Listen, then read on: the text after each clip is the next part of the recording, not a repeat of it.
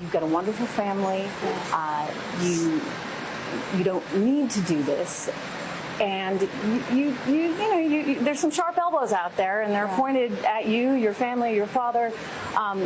Even your son had the picture on Instagram, I think you posted, of him dressed in a Star Wars costume, and that created an uproar, which just struck me as incredibly unfair and hard. And I thought, here you are, trying to do some good out there. You don't have to. Why do you do it? It is the greatest privilege in the world to be able to give back to a country that has given so much to me and my family. So even when people say mean things and they attack you and they attack your family, you're there's like, a lot of love too, but that can't be what motivates you. What motivates you has to be the impact. If you're in it for another reason, it's not sustainable. Because there is a lot of noise on both sides. There's a lot of love, there's a lot of anger, it's got to be about the impact. So every day I come into the office feeling incredibly grateful for the opportunity to fight for the people of this country. And I believe that my track record, and I know that the president's track record, will show that we've done just that. Yeah. Is it ever hard to stay focused at a time like this? No, I always believe that there are certain things that are completely outside of your control, and to be successful, you just have to focus on what's before you and drive hard every single day to make an impact. Your time in service, our time here at the White House is finite. It's sand through an hourglass, and you have to remember that. The amount of time you have to make the greatest possible impact is short in the scheme of life. So I'm just really, really focused on delivering, and I'm really proud of the work we're doing. I mean, the fact that we've gotten over 350 companies to sign our pledge to invest in 14 million job training opportunities for American students and workers is unbelievable.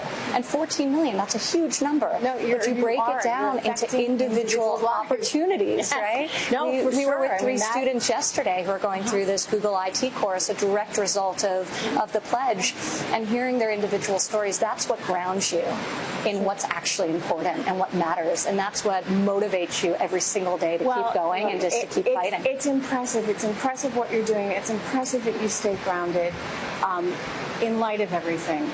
What do you think of what's going on right now with the Democrats' attempt to impeach your dad? I think everything's a question of priorities. We have our priorities in the White House. We're fighting every day for the American worker. We're fighting every day to improve the quality of life for every single person in this country, and we're delivering in that fight and on that promise. That's our priority. USMCA, let's get it past Congress. Let's lean into these areas that people want us to be delivering on, and that there's opportunity for bipartisan wins in. So I'm focused. Is there opportunity for bipartisan wins? I mean, when you've got Adam Schiff doing what he's done, you've got Nancy Pelosi launching an impeachment inquiry before even taking a vote. I just wonder if that starts to break down the system at all, because you do want bipartisanship. And of course, when it comes to jobs and the economy, that should be a no-brainer. But it's got to be every single day tough. we deliver. The president signed a historic trade deal with Japan 1 week ago. We just announced 250,000 new training opportunities for American workers yesterday. We will continue to work. We will continue to deliver. And the ball's in Congress court. Are you going to approve USMCA? Arguably the greatest trade deal in American history. Let's see. If they don't approve that, I think it would be a very, very unfortunate thing for a lot of Americans. We know what that will do in terms of opportunity for our farmers, for our ranchers, for communities across this nation, for manufacturing, for GDP growth, for everyone. So the ball is in Congress courts. Let's get it done. Yeah. What about when you talk to your father? What is your sense of where his focus is? Is he saying, okay, we need to get these deals done, or is it, oh my gosh, I can't believe what the Democrats are doing now? I mean, I just look at it like myself. I have a hard time because the stress, I would think, of dealing with the nonsense would be pretty challenging. But does he just sort of say, through the course of his life, he's probably experienced more incoming than any person in the history of the world. But so he's used to it. I think my father has definitely grown used to this. This has been true basically since day one, certainly since the election. So we're focused on delivering and fulfilling promises made to the American people. That's every day what we're focused on. Like the lowest unemployment rate in 50 years. Like the lowest unemployment rate in 50 years, like the lowest unemployment rate across almost every demographic you can imagine. The lowest unemployment rate for disabled Americans.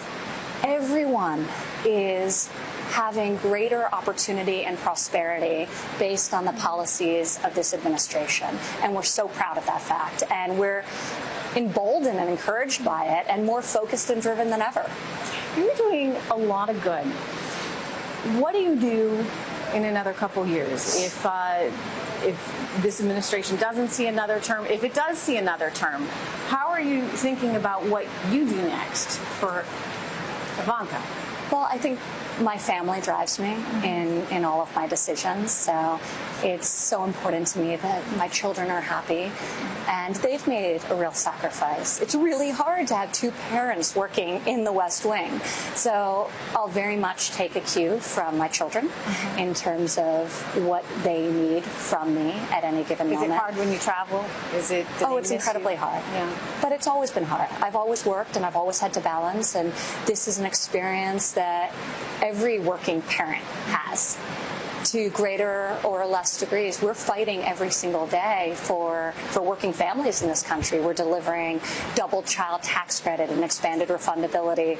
We're increasing access to high quality, affordable childcare in a real and meaningful way because we recognize how challenging it is to balance the competing demands of work and family. So I have more resources and more structure around me and more support than a lot of families do. So I don't necessarily think it's harder for me. It's just different.